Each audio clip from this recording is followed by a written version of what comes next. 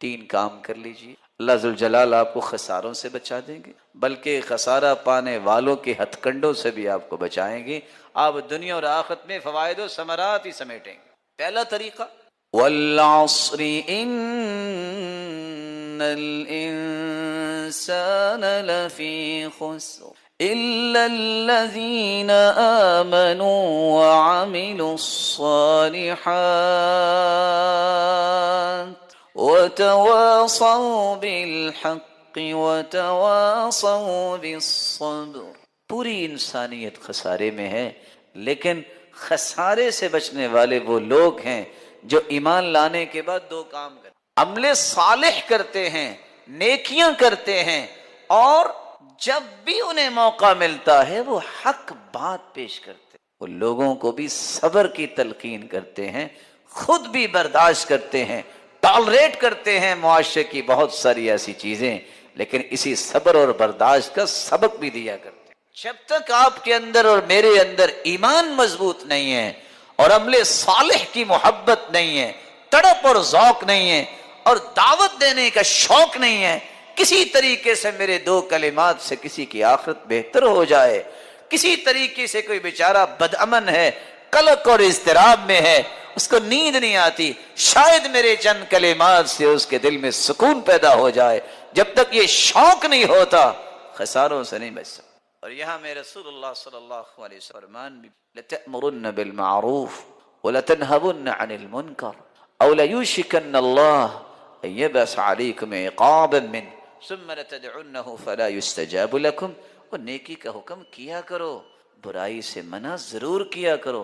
اگر تم نے یہ دونوں کام چھوڑ دیے پھر اللہ کا عذاب تم پہ آئے گا، پھر تم دعائیں بھی کرو گے، تمہاری دعاؤں کو اللہ قبول نہیں کرے۔ تو خساروں سے بچنے کا پہلا کام یہ ہے، اصول لوگوں کو نیکی کی دعوت دینا، برائی سے روکنا اور برداشت کرنا اس نیکی کے کام کرتے کرتے تکلیفوں کو۔ اور دوسرا طریقہ یہ ہے، اگر آپ اپنے آپ کو خساروں سے بچانا چاہتے ہو تو پھر اللہ کی رحمت کو طلب کی۔ اللہ کی رحمت کیسے ملتی ہے؟ وَلَوْلَا فَضْلُ اللَّهِ عَلَيْكُمْ وَرَحْمَتُهُ لَكُنْتُمْ مِنَ الْخَاسِرِينَ۔ اللہ تعالیٰ کا فضل اور رحمت نہ ہوتی تو خسارے ہی خسارے میں تھے۔ اللہ کے پیارے پیغمبر کیسے اللہ کی رحمت مل سکتی ہے؟ میں 3-4 باتیں پیش کر دیتا ہوں۔ قرآن پڑھنے سے رحمت ملتی، سنت پہ عمل کرنے سے رحمت ملتی، کسی پر رحم کرنے سے رحمت ملتی ہے۔ رحم اللہ رجلا سمحا اذا باع سمحا اذا اشترى سمحا اذا قضى سمحا اذا اقتضى۔ رحمت کا مستحق وہ بھی بنتا ہے چیز بیچتے وقت بھی نرمی سے بیچتا ہے، خریدتے وقت بھی نرمی سے خریدتا ہے، تقاضا کرتے وقت بھی نرمی سے تقاضا کرتا ہے، فیصلہ دیتے وقت بھی نرمی سے فیصلہ دیتا ہے۔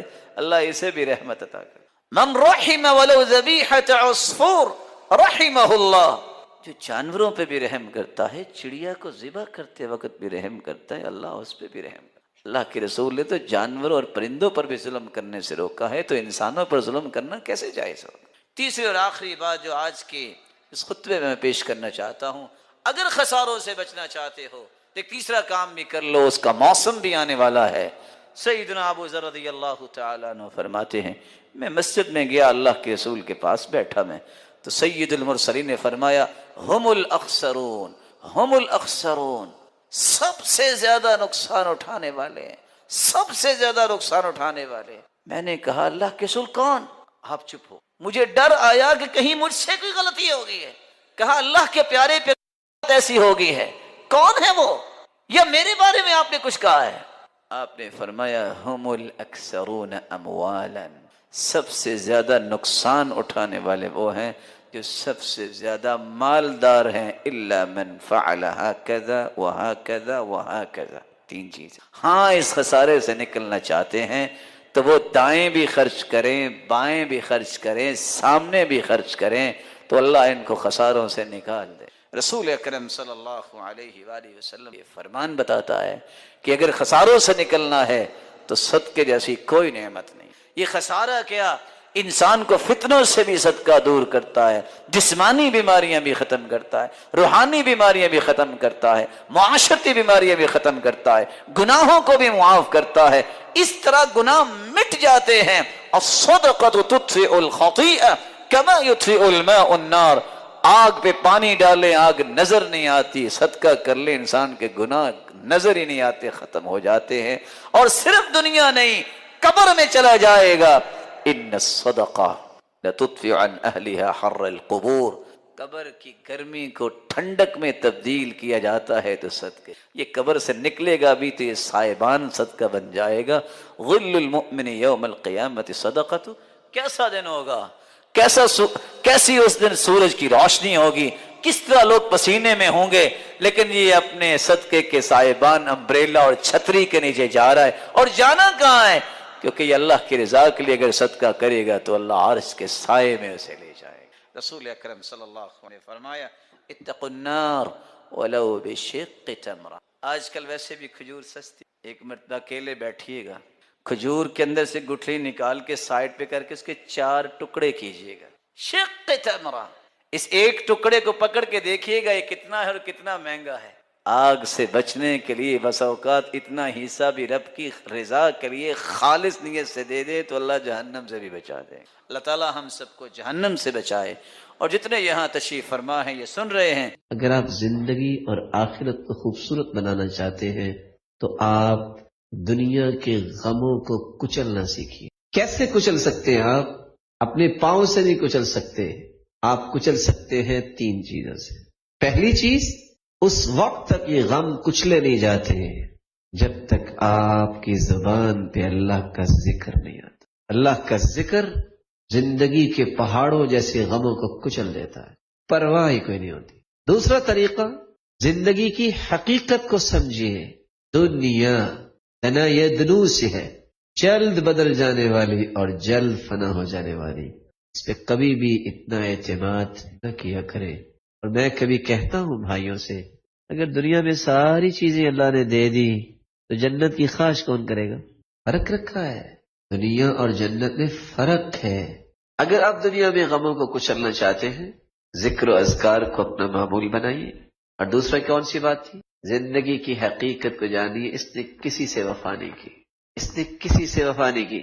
اور تیسرا طریقہ، جب یہ یقین ہے آپ کو کہ میرے رب کو زیادہ پتہ ہے، تو اس کے فیصلوں پہ یقین کیجیے، وہ غلط نہیں ہو سکتے۔ میری فہم غلط ہو سکتی ہے، میری سوچ غلط ہو سکتی ہے، میری رائے غلط ہو سکتی ہے، میرا علم غلط ہو سکتا ہے، میرے رب کا علم اور فیصلہ غلط نہیں ہو سکتا۔ اور اس لیے عمر رضی اللہ تعالیٰ عنہ وہ کہا کرتے تھے، 2 آیتیں اگر کسی کی سمجھ میں آ جائیں تو اس کی زندگی کی پریشانیاں ختم ہو سکتی۔ پوچھنے والے نے پوچھا صرف 2؟ کہا جی ہاں، اِنَّا كُلَّ شَيْءٍ خَلَقْنَاهُ بِقَدَرٍ۔ دوسری آیت، قَدْ جَعَلَ اللَّهُ لِكُلِّ شَيْءٍ قَدْرًا، اِنَّا كُلَّ شَيْءٍ خَلَقْنَاهُ بِقَدَرٍ۔ ہم نے ہر چیز کو پیدا کیا ہے ایک اندازے کے مطابق، اور ہر چیز کا ایک وقت مقرر ہے۔ پریشانی کب آتی ہے؟ اب ایک بچہ جو ابھی کرالنگ نہیں کر سکتا، اس کی یہ خواہش پیدا ہو جائے کہ آج کل چونکہ نیو ٹریڈیشنز کا غلبہ ہے تو مجھے میراتھن ریس میں شرکت کرنی ہے، کر لے گا؟ بولے اس میں تو ویسے بھی نہیں کرنی چاہیے نا، آپ کو 2 جواب دینے چاہیے، اس میں تو ویسے بھی نہیں کرنی چاہیے۔ لیکن جو بچہ ابھی چل نہیں سکتا وہ کر سکتا ہے۔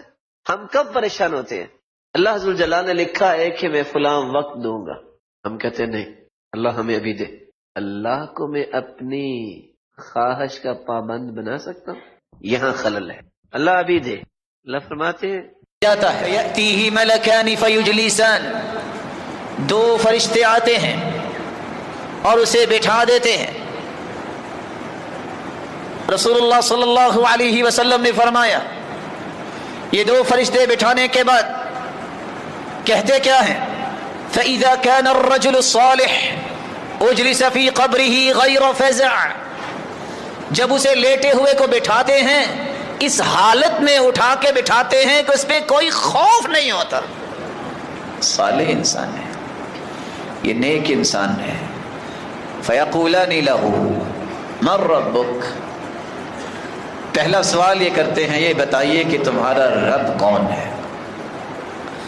فیقول ربی اللہ، یہ صالح انسان جواب دیتا ہے ربی اللہ، میرا رب تو اللہ ہے، میرا پالنے والا تو اللہ ہے، عبادت کے لائق میں اسی کو سمجھتا تھا، میرا رازق اور مالک اللہ ہے، میری بگڑی بنانے والا بھی اللہ ہے، میں اگر توکل کرتا تھا تو اسی پر، میری امیدیں وابستہ تھی تو اسی کے ساتھ، میں رجوع کرتا تھا تو اسی کی طرف، میں لوٹتا اور پلٹتا تھا تو اسی کی طرف، میں اگر مدد مانگتا تھا تو اسی سے، میں اگر رکوع اور سجدہ کرتا اور جھکتا تھا تو اسی کے سامنے۔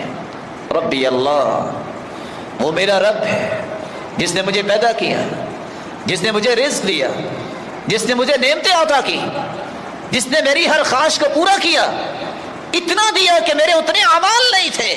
ربی اللہ، میں اس رب کو جانتا ہوں جس نے مجھے پیدا کیا۔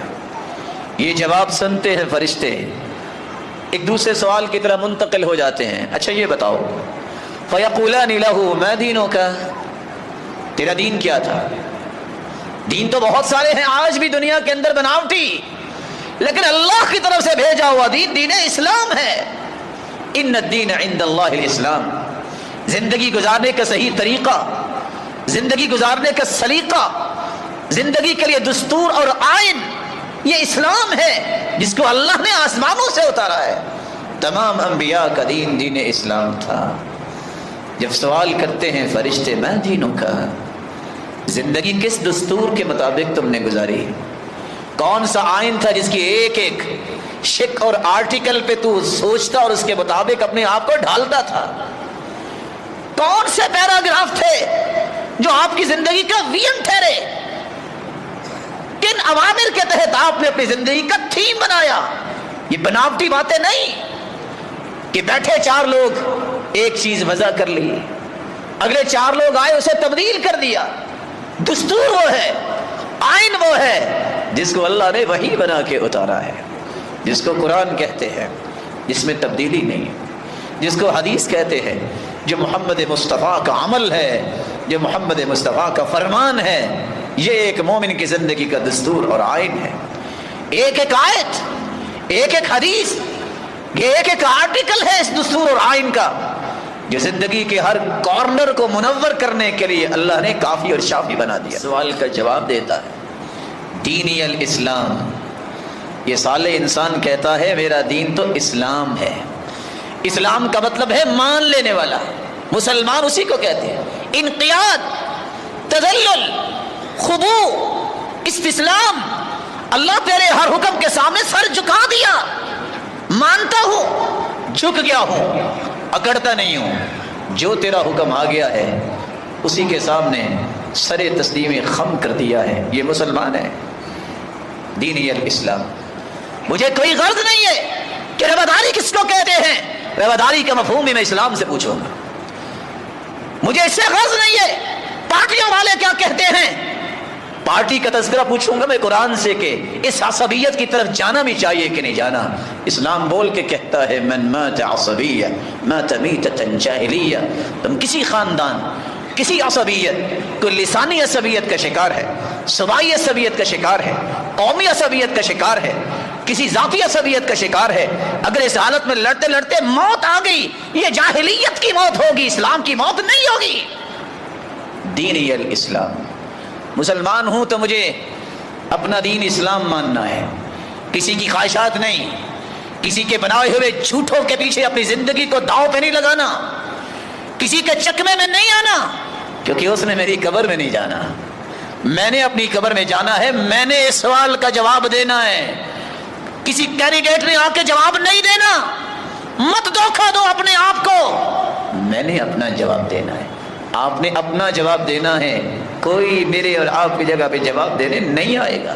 یہ ساری باتیں ہیں، یہ سارے دعوے ہیں، میں ادب سے دل کے تھے گہرائیوں سے آپ کو کہنا چاہوں گا ٹیشو پیپر مت بنیے، اللہ کے مجرم مت بنیے، دین کو اصول بنائیے، جھگڑوں سے باہر آ کے امن کی زندگی کو پسند کرنے والے بنے۔ معاشرے کے اندر امن پھیلانا کمال ہے، انارکی پھیلانا کوئی کمال نہیں ہے۔ रसूलुल्लाह सल्लल्लाहु अलैहि वसल्लम का फरमान है, जब ये जवाब दे देगा पूछेंगे फयक़ूलानि लहू मा हाज़ा अर्रजुल अल्लज़ी बुइसा फ़ीकुम, ये तो बताओ तुम्हारे लिए हादी और मुर्शिद जो थे, जो आखिरी पैगंबर थे, वो कौन थे? साले इंसान का जवाब सुनिएगा, वो कहेगा हुवा रसूलुल्लाह, और दूसरी रिवायत में आता है कहेगा अब्दुल्लाहि व रसूलुहु अशहदु अल्ला इलाहा इल्लल्लाह व अन्ना मुहम्मदन अब्दुहु व रसूलुहु। ये साले इंसान का जवाब है। आखिरी पैगंबर अल्लाह के रसूल मोहम्मद सल्लल्लाहु अलैहि वसल्लम, ये साले इंसान है, फाजिर इंसान नहीं है कि वहां कोई और जवाब दे जिसका मैं भी तज़किरा करूंगा। साले इस पैगंबर को आखिरी पैगंबर मानता है, नेक वो है।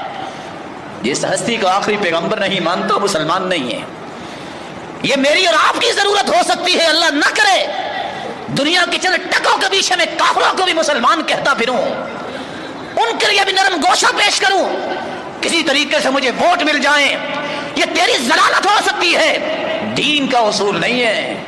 दीन का एक ही उसूल है, सच्चा मुसलमान वो होता है जो मोहम्मद मुस्तफा को आखिरी पैगंबर मानता है। और ये कब्र में भी कहेगा अशहदु अल्ला इलाहा इल्लल्लाह व अशहदु अन्ना मुहम्मदन अब्दुहु व रसूलुहु। बल्कि तीसरी रिवायत के अल्फाज हैं, वो कहेगा मोमिन मुहम्मदुन रसूलुल्लाह जाअ बिल बय्यिनाति मिन इंदिल्लाह फसद्दक़नाहु। हाँ, मेरे लिए हादी और मुर्शिद, मेरे लिए आइडियल मुहम्मदुर रसूलुल्लाह थे, जो वाज़े और बय्यिनात अल्लाह की तरफ से आयतें लेकर आए और हमने उसकी तस्दीक की। इस जवाब पे गौर कीजिए। रसूलुल्लाह सल्लल्लाहु अलैहि वसल्लम फरमाते हैं फयक़ूलानि लहू, जो ही ये तीनों सवालात होंगे, मर रब्बुक, तेरा रब कौन है? रब्बी अल्लाह। मैं दीनुक, तेरा दीन क्या था? दीनी अल इस्लाम। अच्छा ये बताओ माज़ा तक़ूलु फ़ी हाज़ा अर्रजुल अल्लज़ी बुइसा फ़ीकुम, उस हस्ती के बारे में क्या कहते हो जो मबऊस की गई तुम्हारी तरफ? तो बोल के कहेगा मुहम्मदुर रसूलुल्लाह जाअ बिल बय्यिनाति फ़सद्दक़ना, वाज़े दीन लेके आए थे सय्यिदुल मुरसलीन, हमने उनकी बात की तस्दीक की। आगे इन तीन सवालों के बाद मसला शुरू हो जाता है, जहां तक मैं आपको लाना चाहता हूं। फरिश्ते सवाल करेंगे वमा इल्मुका, ये तीनों बातें कैसे आपको पता चल गई? आपने ये बातें कहां से सीखी? आपका इल्म जो है ये कहां से आया? वमा इल्मुका, तेरी मारिफत, तेरी दानिश, ये तेरी पहचान, ये तेरे सवालों का जवाब, ये कैसे मुमकिन हुआ? मोमिन कहेगा क़रअतु किताब अल्लाह, और मैंने अल्लाह की किताब पढ़ी थी। क़रअतु किताब अल्लाह, मैंने कुरान पढ़ा था, एक काम। फ़आमनतु बिही, उसकी एक एक आयत, जुमला, कलिमा, लफ्ज, हर पर ईमान लाया था। सिर्फ ईमान नहीं लाया, सिर्फ दावा ही नहीं किया, वसद्दक़तु, मैंने ये अपने अमल से, अपनी जुबान से ये साबित किया कि मेरे मालिक जो भी तूने कहा है सच कहा है। कुरान को पढ़ना, उस पर ईमान लाना और अमल से तस्दीक की मोहर सबत करना, ये मेरी और आपकी जिम्मेदारी है। अगर इस बात को सच्चा साबित करना चाहते हो कि मेरा यकीन है कि मुझे मौत आएगी। बात यहां खत्म नहीं हुई। जब इतने जवाब, तीन सवालों के तीन जवाब और चौथे सवाल के फिर तीन जुमले, मैं कुरान पढ़ता था, ईमान लाया, तस्दीक की, साथ ही अल्लाह के प्यारे पैगंबर फरमाते हैं फरिश्ते भी कहेंगे फयक़ूलानि लहू कुन्ना नअलम अन्त तक़ूल, हम जानते थे, हमारे रब ने हमें बताया था कि ऐसे ही कहेगा, क्योंकि ये मेरा प्यारा बंदा है, इसके सवालों के जवाब ऐसे ही होंगे। फरिश्ते अल्लाह ज़ुल जलाल के हुक्म से कहते हैं हमें इल्म था कि आपने ऐसे कहना, क्योंकि अल्लाह ने हमें ये बताया था। अभी इतनी बात होती है, अचानक खामोशी छा जाएगी। फयुनादी मुनादी मिनस समा, आसमान से एक फरिश्ते को हुक्म होगा ऐलान कर दो, और मैं और आप तो दफना के घर वापस चले जाते हैं, कब्र में ये कुछ हो रहा होता है। ऐलान होता है आसमान से अन सदक़ अब्दी, फरिश्तों میرے بندے نے جو بھی کہا ہے سچ کہا ہے. فافرشوہ من الجنہ. یہ اس کو مٹی پہ لٹا کے گئے ہیں. سنت بھی یہ ہے کہ میت کے نیچے کچھ بچھانا نہیں چاہیے. ہاں اللہ کے رسول صلی اللہ علیہ وسلم کے نیچے بچھایا گیا تھا کیونکہ یہ خاصہ تھا اللہ کے رسول کا, تو غلام نے وہ بچھا دیا جس پہ آپ بیٹھا کرتے تھے. کسی اور انسان کے نیچے کسی صحابی نے کچھ نہیں بچھایا. زمین پہ لٹانا چاہیے, اور جسم کے لیے بھی یہ بہتر ہے. آج کی سائنس نے بھی اس کو مان لیا, اگر کوئی چیز بچھا دے تو جسم جلدی گل جاتا ہے. آواز آسمانوں سے آتی ہے, اس کے نیچے کچھ بھی نہیں بچھایا.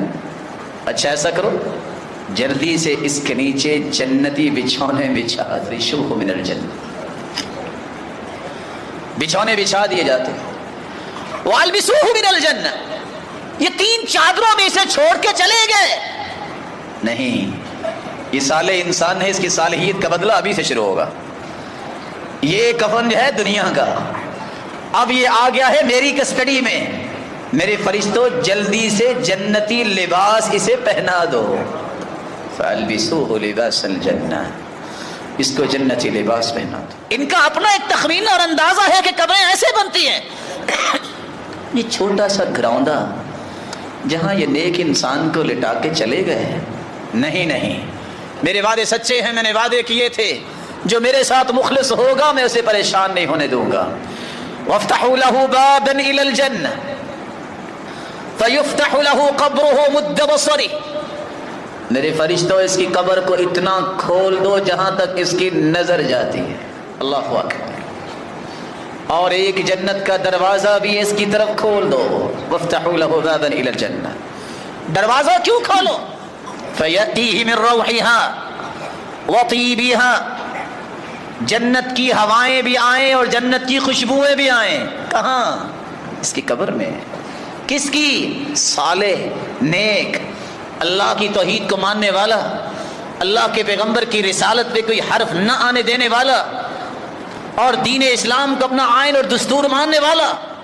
جنت کا دروازہ کھول دیا جائے. وَيَأْتِيهِ رَجُلٌ حَسَنُ الْوَجْهِ حَسَنُ الثِّيَابِ. خوبصورت چہرے والا اچانک سے ایک شخص آ جائے گا, اس کا لباس بھی بڑا خوبصورت ہوگا. طیب الریح, اور کیا کمال کی خوشبو اس کو لگی ہوگی. فیقول ابشر بالذی یسرک ھذا یومک الذی کنت توعد. یہ خوبصورت چہرے والا, خوبصورت لباس والا اور خوبصورت خوشبو لگا ہوا انسان ایک آگے کہے گا خوش ہو جاؤ, یہ وہ دن آ گیا جس کا تمہیں وعدہ دیا گیا تھا. جب یہ بات سنے گا نیک اور صالح انسان تو سوال کرے گا, من انت فوجهك والوجه يجيء بالخير. وہ سوال کرنے والے تو منکر نکیر تھے, آپ کون ہو؟ تیرا یہ چہرہ تو لگتا ہے کوئی خیر کا پیغام لے کے آیا ہے. اتنا خوبصورت چہرہ, اتنا اچھا لباس, کیا کمال کی خوشبو ہے. جواب دے گا انا عملک الصالح. اور بندہ مومن میں تیرا نیک عمل ہوں. انا عملک الصالح, میں تیرا نیک عمل ہوں جو خوبصورت شکل بن کے, خوبصورت لباس بن کے اور خوشبو لگا کے آیا. اس وقت پر خوشی کا کوئی اندازہ نہیں ہوگا. اس بندہ مومن کی خوشی اتنی ہوگی, فوراً کہے گا رب اقم الساعہ. اللہ اتنی خوشیاں دے رہی, فوراً قیامت پپا کر دے. رب اقم الساعہ, یا اللہ جلدی قیامت کو قائم کر دے. کیوں قیامت کو قائم کرنے کی بات کرے گا؟ حتی ارجع الی اہلی ومالی, میں اپنے اہل و عیال کی طرف جاؤں اور اپنے مال کی طرف جاؤں اور جا کے ساری خوشخبریاں سناؤں. حتی ارجع الی اہلی ومالی. رسول اللہ صلی اللہ علیہ وسلم کا فرمان ہے کہ جو ہی اس کی یہ خواہش ہوگی, ثم ینور لہ, وہ قبر جو 70 ہاتھ دائیں بائیں چاروں